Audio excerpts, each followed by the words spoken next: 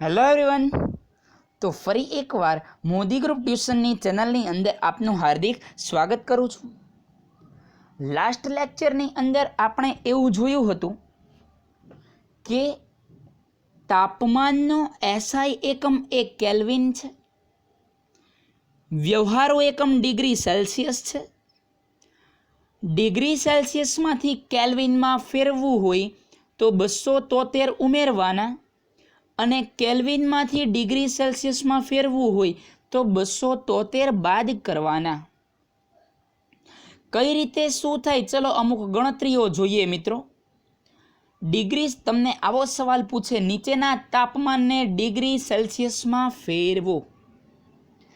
જ્યારે આવો સવાલ આવે ત્યારે શું કરવાનું, તો કે degree Celsius is equal two તમને ખબર છે કે 273 બાદ કરવાના। કેટલા કેલ્વિન આપેલા છે? 300 કેલ્વિન। તો 300માંથી 273 બાદ કરશો તો ડિગ્રી સેન્ટીગ્રેડ કેટલા મળે છે? 27 ડિગ્રી। ક્લિયર? આ જ રીતે બીજું એક ટ્રાન્સફોર્મેશન જોઈએ, ચલો જાતે કરો। 573 કેલ્વિનને ડિગ્રી સેલ્સિયસમાં ફેરવું। અત્યારે ને અત્યારે ફેરવો અને અત્યારે જ નીચે કોમેન્ટ બોક્સની અંદર કોમેન્ટ કરો કે તમારે શું આન્સર આવે છે। જેટલા સવાલ જાતે આપો એટલા મેક્સિમમ જાતે ગણતા જાઓ, અસાઇનમેન્ટ જાતે સોલ્વ કરતા જાઓ, એ વધારે બેટર રહેશે। Degree Celsius is equal to 573માંથી કેટલા બાદ કરવાના? 273। તો કેટલા વધશે? 300 ડિગ્રી સેલ્સિયસ। ક્લિયર છે મિત્રો? ચલો આનું ઊંધું ટ્રાન્સફોર્મેશન જોઈએ કે કેલ્વિનમાં ફેરવો। જ્યારે ડિગ્રી સેલ્સિયસમાંથી કેલ્વિનમાં ફેરવવાના આવે ત્યારે તમારે એમાં 273 ઉમેરવાના થશે। તો કેલ્વિનમાં 273 ઉમેરવામાં આવે ત્યારે શું થશે, તો કે 250 વત્તા 273 એટલે કે 523 કેલ્વિન થશે। ક્લિયર? ફરી એકવાર સમજાવું છું, જ્યારે કેલ્વિનમાં ફેરવવાના હોય, ડિગ્રી સેલ્સિયસમાંથી કેલ્વિનમાં ફેરવવાના હોય ત્યારે એમાં 273 ઉમેરવા પડે। જ્યારે મિત્રો 273 ઉમેરશો ત્યારે એ ડિગ્રી સેલ્સિયસમાંથી કેલ્વિનમાં ફરી જશે। ચલો આ ટ્રાન્સફોર્મેશન જાતે કરો। 27 ડિગ્રી સેલ્સિયસને કેલ્વિનમાં ફેરવો। વિડીયોને પોઝ કરો, કેલ્વિનમાં ફેરવો અને નીચે કોમેન્ટ બોક્સમાં કોમેન્ટ કરો કે તમારે કેટલા કેલ્વિન આવે છે। ક્લિયર મિત્રો? તો 27 ડિગ્રી સેલ્સિયસને કેલ્વિનમાં ફેરવવામાં આવે તો એમાં 273 ઉમેરતા તે 300 કેલ્વિન થાય છે। ક્લિયર છે? ચલો આગળ વધીએ ત્યાંથી। હવે પછીનો જે ટોપિક છે એ ઉર્ધ્વપાતન છે। ઉર્ધ્વપતન નહીં, ઉર્ધ્વપાતન, જો બહુ ફેર છે। ઉર્ધ્વપતન એ જુદી વસ્તુ છે, એ બાયોલોજીનો શબ્દ છે અને આ જે છે એ ઉર્ધ્વપાતન છે। ચલો સમજીએ ઉર્ધ્વપાતન, સબ્લિમેશન એટલે શું। તો મિત્રો ઉર્ધ્વપાતન શું છે, તો કે ઘન પદાર્થને ગરમી આપવામાં આવે તો એ ઘન પદાર્થનું રૂપાંતરણ પ્રવાહી પદાર્થમાં થાય છે।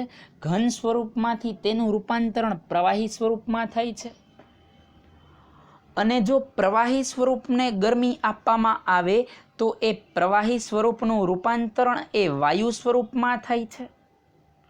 તો ઘનનું રૂપાંતરણ પ્રવાહીમાં અને પ્રવાહીને ગરમી આપતા તેનું રૂપાંતરણ વાયુમાં થાય છે। એવું છેલ્લા લેક્ચરમાં દ્રવ્યની અવસ્થાના રૂપાંતરણમાં તમને સમજાયું। હવે વાત એવી છે કે અમુક પદાર્થો એવા હોય કે જેને ગરમી આપવામાં આવે તો તે ઘન પદાર્થનું રૂપાંતરણ સીધું વાયુ સ્વરૂપમાં કરે, વચ્ચે પ્રવાહી અવસ્થા જોવા મળતી નથી। ફરી એકવાર સમજાવું છું, અમુક પદાર્થો એવા હોય છે કે જેને ગરમી આપવામાં આવે તો એ ઘનમાંથી પ્રવાહીમાં ન ફરવાના કારણે, ન ફરવાના બદલે એ સીધું વાયુમાં ફેરવાઈ જાય છે। એટલે કે ઘનને ગરમી આપો એ વાયુમાં રૂપાંતરણ થાય છે। તો આ વાયુમાં રૂપાંતરણ થવાની જે ઘટના છે એને ઉર્ધ્વપાતન તરીકે ઓળખવામાં આવે છે. ફરી એકવાર, ઘનનું રૂપાંતરણ, ઘન પદાર્થને ગરમી આપતા તેનું રૂપાંતરણ પ્રવાહીમાં ન થતાં સીધું વાયુ સ્વરૂપમાં રૂપાંતરણ થાય તો આવા પદાર્થોને ઉર્ધ્વપાતી પદાર્થો તરીકે ઓળખવામાં આવે છે અને આ ઘટનાને ઉર્ધ્વપાતન તરીકે ઓળખવામાં આવે છે. ક્લિયર મિત્રો? ચલો ઉર્ધ્વપાતન પ્રોપર સમજીએ. ઘનને ગરમી આપતા એ વાયુમાં કન્વર્ટ થાય અને વાયુને ઠંડુ પાડતા એ ઘનમાં કન્વર્ટ થાય. આમાં હારી પ્રવાહી અવસ્થા વચ્ચે ક્યાંય આવે જ નહીં. બરાબર? જો અહીંયા લખેલું છે, પ્રવાહી લખીને ચોકડી મારી છે, એનો મતલબ કે પ્રવાહી અવસ્થા વચ્ચે ક્યાંય જોવા મળતી નથી હોતી. ઘનને ગરમી આપતા ઘનમાંથી તે સીધું વાયુમાં રૂપાંતરણ થાય, તેમજ વાયુ પદાર્થને ઠંડો પાડતા તે પ્રવાહીના બદલે સીધો ઘન સ્વરૂપમાં રૂપાંતરણ થાય. તો આવી જે ઘટના છે, આવી ઘટનાને ઉર્ધ્વપાતન તરીકે ઓળખવામાં આવે છે. અને બીજું મિત્રો કે આ ઉર્ધ્વપાતન પામતા પદાર્થોને ઉર્ધ્વપાતી પદાર્થો તરીકે ઓળખવામાં આવે છે. ક્લિયર છે? આગળ વધીએ તો સમગ્ર પ્રેક્ટિકલ સમજીએ કે કઈ રીતે થાય છે. ચલો ઉર્ધ્વપાતી પદાર્થો દાખલા તરીકે કયા કયા છે એ ઉદાહરણ આપી દઉં. એક તો કપૂર છે. કપૂર, ઋષિ કપૂર નહીં, જે કપૂર આવે ને એ કપૂર ઉર્ધ્વપાતી પદાર્થ છે. ડામરની ગોળી એટલે નેપ્થેલિન બોલ્સ કહેવાય. સફેદ કલરની ગોળી આવે, સફેદ કલરની એક ગોટી જેવી રચના આવે, એ જનરલી આપણે કપડાની અંદર મૂકતા હોઈએ, વોશરૂમ્સની અંદર મૂકતા હોઈએ, બાથરૂમ્સની અંદર મૂકતા હોઈએ, વોશ બેસિનની અંદર મૂકતા હોઈએ, જેથી કરીને આજુબાજુ છે એ જીવાણુઓ જોવા મળે નહીં. હવે એ જે નેપ્થેલિન બોલ્સ જોવા મળે છે મિત્રો, એ નેપ્થેલિન બોલ્સ પણ ઉર્ધ્વપાતી પદાર્થ છે. ક્યારેય એવું જોયું કે એ નેપ્થેલિન બોલ્સને પાણીમાં નાખતા તેનું રૂપાંતરણ પ્રવાહીમાં થઈ ગયું? ક્યારેય મિત્રો એવું જોયું કે સાબુ પાણીને અડે ને તો સાબુ ઓગળી જાય, પરંતુ એ નેપ્થેલિન બોલ્સને એટલે કે ડામરની ગોળીને પાણીમાં નાખવામાં આવે તો એ ડામરની ગોળી છે એ ઓગળી જતી નથી. ક્લિયર છે? ચલો આગળ વધીએ અને સમગ્ર પ્રયોગને સમજીએ. તો મિત્રો સૌથી પહેલાં તો આ રીતનું એક સેટઅપ લગાવવાનું છે. અહીંયા આગળ બે પદાર્થો મૂકેલા છે. આને ચાઇના ડીશ કહેવાય. આ જે કટોરા જેવી રચના દેખાય છે ને, એને વિજ્ઞાનની ભાષામાં કેવી ડીશ કહેવાય? China dish. આ ચાઇનાથી મંગાવેલી નથી, પણ તોય ચાઇના ડીશ કહેવાય. આની અંદર બે પદાર્થો નાખ્યા. માની લ્યો કે એક NaCl નાખ્યું અને બીજું એક ઉર્ધ્વપાતી પદાર્થ. ઘણા બધા લઈ શકો તમે. કપૂર લઈ શકો, તમે નેપ્થેલિનનો ભૂકો લઈ શકો, તમે NH4Cl એટલે કે એમોનિયમ ક્લોરાઇડ લઈ શકો. પણ ટેક્સ્ટબુકમાં એમોનિયમ ક્લોરાઇડ લીધેલું છે એટલે આપણે એમોનિયમ ક્લોરાઇડ લઈએ. NH4Cl. આ નેપ્થેલિન બોલ્સનું આ નવસારનું અણુસૂત્ર છે. કયું? તો કે NH4Cl. બે ભૂકા છે એ આપણને સફેદ રંગના જ દેખાય. કોની વાત કરું છું? તો કે એક NaCl અને બીજું છે NH4Cl. તો NaCl અને NH4Cl છે એ બંને ભૂકા તમને કહું તો સફેદ રંગના જ જોવા મળે છે અને બંને ભૂકા છે એ એક સરખા જ જોવા મળે છે. ચલો માની લો કે બંને ભૂકાનું મિશ્રણ થઈ ગયું. હવે તમે કઈ રીતે છૂટા પાડશો? તો કે આ ભૂકાને ઉર્ધ્વપાતનની પદ્ધતિથી છૂટા પાડવામાં આવે છે. બંનેને ચાઇના ડીશની અંદર મૂકી અને આ રીતનું એક સેટઅપ લગાવવામાં આવે. આ આકૃતિ તમારે દોરવાની છે. ઓકે, જરૂરી છે. 3 માર્કમાં આખો પ્રેક્ટિકલ પૂછાઈ શકે. તો તમને એવું પૂછે કે બંનેના મિશ્રણને ગરમ કરવામાં આવે ત્યારે શું થાય છે? ચલો જોઈએ. તો અત્યારે NaCl છે એ NaCl ઉર્ધ્વપાતી નથી. NaCl કોઈ જોઈ મીઠાની વરાળું બની? મીઠું જ રોજ શાકભાજીમાં નાખીએ છીએ. કોક વાર લોઢી ઉપર મીઠું નાખ્યું હોય તો મીઠાની ક્યારેય વરાળ બનતી નથી. તો NaCl છે એ ઉર્ધ્વપાતી પદાર્થ નથી, પરંતુ મિત્રો NH4Cl છે એ ઉર્ધ્વપાતી પદાર્થ છે. એને તરત ગરમી આપવામાં આવશે એટલે વરાળમાં રૂપાંતરણ થઈ જશે, બાષ્પમાં રૂપાંતરણ થઈ જશે. ક્લિયર? તો ચલો એને જ્યારે ગરમી આપવામાં આવે છે ત્યારે શું થશે? તો કે સેટઅપ કઈ રીતનું છે? નીચે એક જાળી મૂકેલી છે.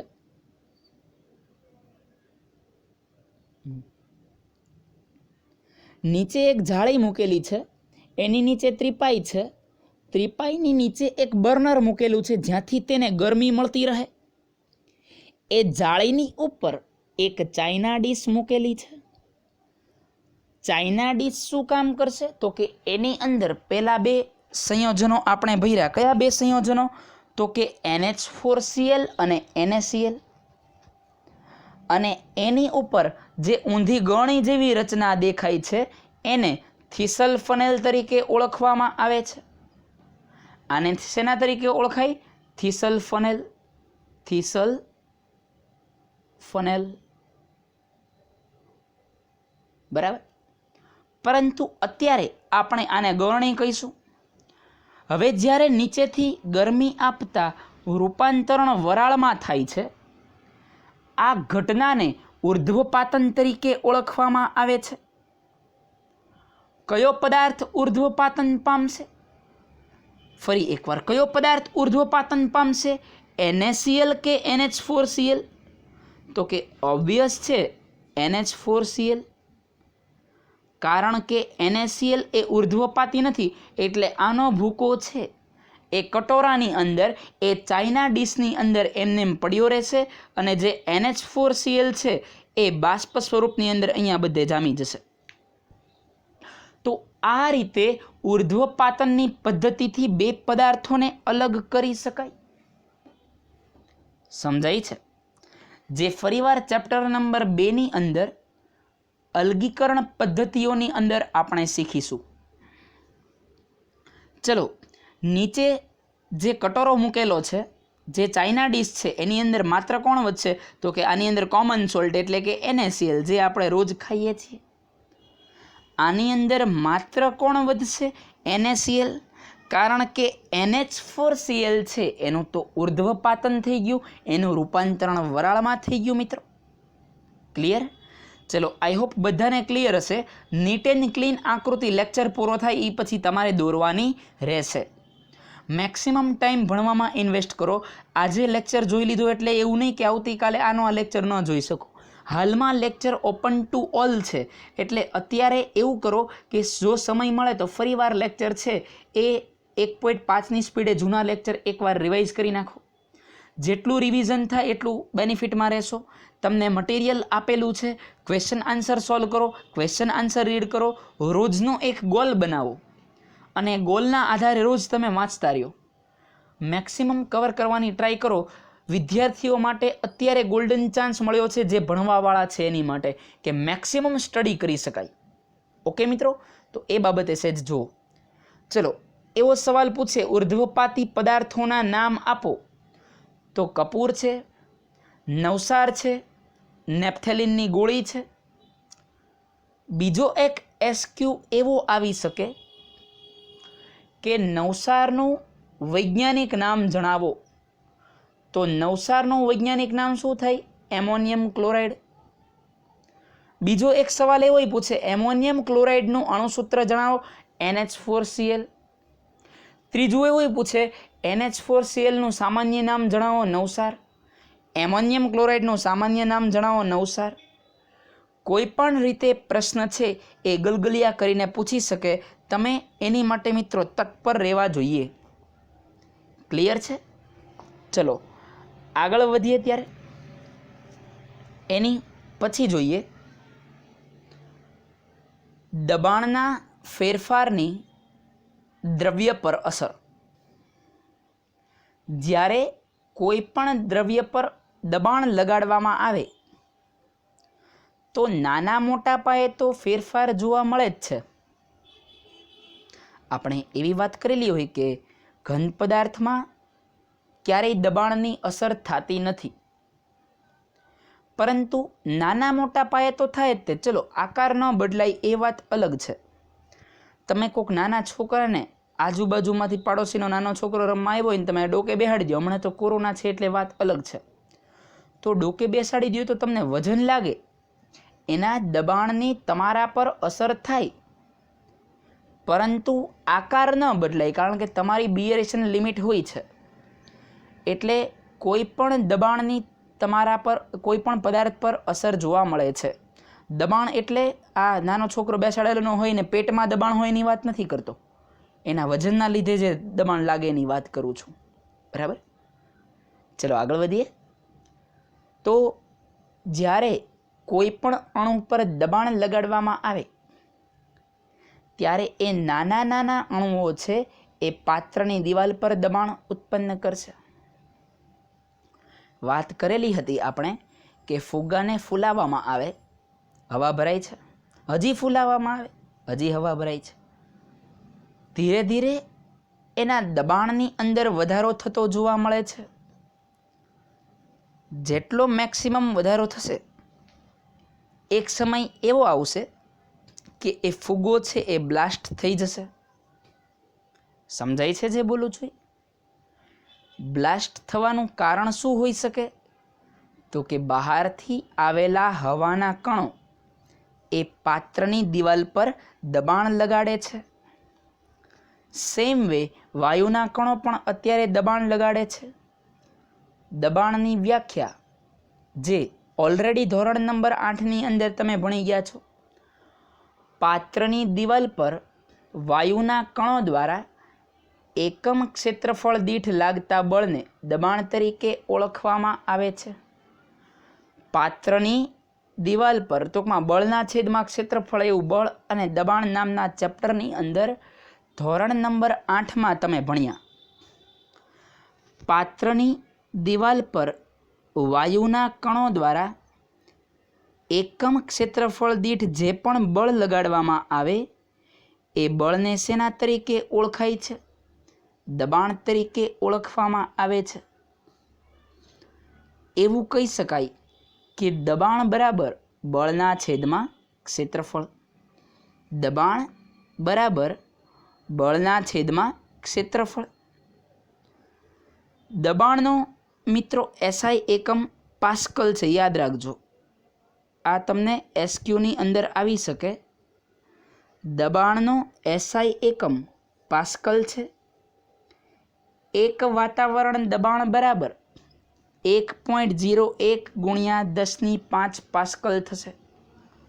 તમને કોઈ પણ આંકડો આપી દીધો, એવું કીધું હોય મિત્રો કે 5 વાતાવરણ દબાણને 5 એટીએમને પાસ્કલમાં ફેરવો, તો તમારે શું કરવાનું? તો કે 5 ગુણ્યા 1.01 ગુણ્યા 10⁵ કરવાની. આ ગુણાકાર કરી નાખવાનો. એટલે આન્સર શું આવશે? તો કે 5.05 ગુણ્યા 10⁵ પાસ્કલ. ક્લિયર? કોઈ પણ આંકડો આપે, તમને 5 કે તમને 10 કે 15 કે, તો તમે 1.01 ગુણ્યા 10⁵ સાથે ગુણી નાખો એટલે વાતાવરણ દબાણની અંદર વાતાવરણ દબાણ નામના એકમમાંથી એ પાસ્કલ નામના એકમની અંદર ફરી જાય. ક્લિયર છે? તો મિત્રો આ રીતે પાસ્કલ છે એ ડિનોટ કરવામાં આવે છે. એવો પણ એસક્યુ પૂછે દબાણનો એસઆઈ એકમ જણાવો તો લખવાનું પાસ્કલ. ક્લિયર છે? ચલો આ આકૃતિ આપણે પહેલાં જોયેલી છે, ફરી એકવાર જોઈ લઈએ કે વાયુના આ સિલિન્ડર કહેવાય, બહારનો જે છે એ સિલિન્ડર છે, સિલિન્ડર, અને અંદર જે દેખાય છે એ પિસ્ટન છે. તમે કદાચ સાયકલમાં હવા ભરવાનો પંપ જોયો હશે, તો તમે એ પંપના હાથાને પિસ્ટન કહી શકો અને ભૂંગળા જેવી જે નળાકાર રચના છે એને સિલિન્ડર કહી શકો. આગળ વધીએ મિત્રો. પિસ્ટન વડે સિલિન્ડર પર દબાણ કરવામાં આવે તો એના જે વાયુના અણુઓ છે એના પર ધીરે ધીરે થોડી માત્રામાં દબાણ લાગે છે. એક સમય એવો આવે છે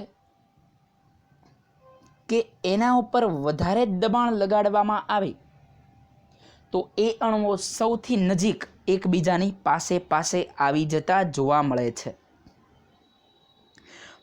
પાસે આવવાનું કારણ શું છે? તો કે ઉપરથી લાગતું બાહ્ય બળ, બાહ્ય દબાણ માટે આપણે વ્યાખ્યા જોઈ ને, એકમ ક્ષેત્રફળ દીઠ લાગતું બળ, બળના છેદમાં ક્ષેત્રફળ. તો એના લીધે કણ છે એ નજીક આવે છે. પણ આ વાયુમાં શક્ય છે. ઘન કે પ્રવાહીમાં, ઘનમાં સૌથી વધારે નજીક જ હોય છે. વધારે દબાણ આપો તો એ બટકી જાય, પણ વધારે પાસે આવવું એ શક્ય બનશે નહીં. ક્લિયર છે મિત્રો? ચલો આગળ વધીએ. હવે જોઈએ કે એક નાના એવા ચાર્ટ દ્વારા આ લખી નાખજો, સ્ક્રીનશોટ પાડો તોય વાંધો નથી, પણ લખેલું હોવું જોઈએ. બરાબર. ઘનને ગરમી આપવામાં આવે તો એ ઘનનું રૂપાંતરણ પ્રવાહીમાં થાય છે. પ્રવાહીને ગરમી આપવામાં આવે તો એ પ્રવાહીનું રૂપાંતરણ વાયુમાં થાય છે. વ્યાખ્યા મુજબ ઘનમાંથી પ્રવાહીમાં રૂપાંતરણ થવાની ઘટનાને ગલન તરીકે ઓળખાય છે. પ્રવાહીમાંથી વાયુમાં રૂપાંતરણ થવાની ઘટનાને બાષ્પીભવન તરીકે ઓળખાય છે. અને મિત્રો, ઘનમાંથી જો ડાયરેક્ટ પ્રવાહીમાં રૂપાંતરણ થાય કે વાયુમાંથી ડાયરેક્ટ ઘનમાં રૂપાંતરણ થાય તો તેને સબ્લિમેશન એટલે કે ઉર્ધ્વપાતન તરીકે ઓળખવામાં આવે છે. ક્લિયર છે? ચલો, ઘનમાંથી પ્રવાહી તો ગલન, આ યાદ રાખજો. આમાંથી કોઈ પણ એસક્યુ નીકળી શકે ગમે તેથી. ઘનમાંથી પ્રવાહીમાં રૂપાંતરણ થવાની ઘટનાને શું કહેવાય? તો કે ગલન કહેવાય. ઊંધું પૂછે, પ્રવાહીમાંથી ઘનમાં રૂપાંતરણ થવાની ઘટનાને શું કહેવાય? તો કે ઠારણ કહેવાય. પ્રવાહીમાંથી વાયુમાં રૂપાંતરણ થવાની ઘટનાને બાષ્પીભવન કહેવાય. વાયુમાંથી પ્રવાહીમાં રૂપાંતરણ થવાની ઘટનાને સંઘનન કહેવાય. હજી એકવાર લખી લેજો, વાયુમાંથી પ્રવાહીમાં રૂપાંતરણ થવાની ઘટનાને સંઘનન તરીકે ઓળખવામાં આવે છે. તમને એવું પૂછે વાદળ બનવાની ઘટના, વાદળ કઈ ઘટના દ્વારા બને છે? તો લખવાનું સંઘનન, કારણ કે એ વરાળમાંથી પ્રવાહી બને છે. એટલે લખવો, જે શબ્દ બોલું ને લખતા જજો. ઓકે, આગળ વધીએ ત્યાંથી. તો ઘનમાંથી વાયુમાં જે રૂપાંતરણ થાય એ ઉર્ધ્વપાતન, વાયુમાંથી ઘનમાં જે રૂપાંતરણ થાય એ પણ ઉર્ધ્વપાતન તરીકે ઓળખવામાં આવે છે. ક્લિયર છે મિત્રો?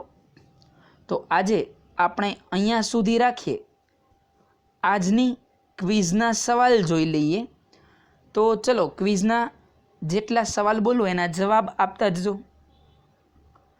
એવો પદાર્થ કે જે ઘનમાંથી પ્રવાહીમાં રૂપાંતરણ થયા વગર જ સીધો વાયુમાં રૂપાંતરણ થાય તો તેને શું કહેવામાં આવે છે? ઉર્ધ્વપાતી પદાર્થના 2 ઉદાહરણ આપો. એક કામ કરો, ઉર્ધ્વપાતી પદાર્થનું એક જ ઉદાહરણ આપો. સવાલ નંબર 3. આ બધાના જવાબ મિત્રો પોઝ કરી અને કોમેન્ટ બોક્સમાં કોમેન્ટ કરવાના છે. ઓકે. એક વાતાવરણ દબાણ બરાબર કેટલા પાસ્કલ થાય? એક વાતાવરણ દબાણ બરાબર કેટલા પાસ્કલ થાય? દબાણનું સૂત્ર લખો. દબાણ બરાબર ખાલી જગ્યા. દબાણ કોને કહેવામાં આવે છે? ઓલરેડી તમે શું હોય છે એ ધોરણ નંબર 8માં ભણી ગયા છો. તો દબાણનું સૂત્ર લખો. તો આટલાના આન્સર તમારે કોમેન્ટ બોક્સની અંદર કોમેન્ટ કરવાના છે. આજના આ બધા પોઝ કરીને કોમેન્ટ કરજો, પછી વિડીયો આગળ પાછળ ચલાવજો. આજના હોમવર્કની અંદર ઉર્ધ્વપાતન કેલ્વિનમાંથી સેલ્સિયસમાં ફેરવાના દાખલા, જેટલું ચાલેલું છે, ઉર્ધ્વપાતનનો આખો પ્રયોગ તમને આપેલા મટીરિયલની અંદર છે. એ મટીરિયલમાંથી આકૃતિસહ વર્ણવાનો છે. એકવાર દબાણની અસર, એકવાર બાકી બધું જેટલું ટૂંકમાં આજે જેટલું ચાલેલું છે એ બધું એકવાર વિસ્તૃતમાં સવાલ જવાબ સાથે મટીરિયલમાંથી જોઈ અને જમા કરાવવાનું છે. ઇવન નાના મોટા 1-2 માર્કના સવાલ જાતે વાંચતા રહેજો. બરાબર? તો આજ માટે આટલું રાખીએ. ઓકે વિદ્યાર્થી મિત્રો, good luck to all. Next લેક્ચરમાં મળીએ. Good bye dear friends.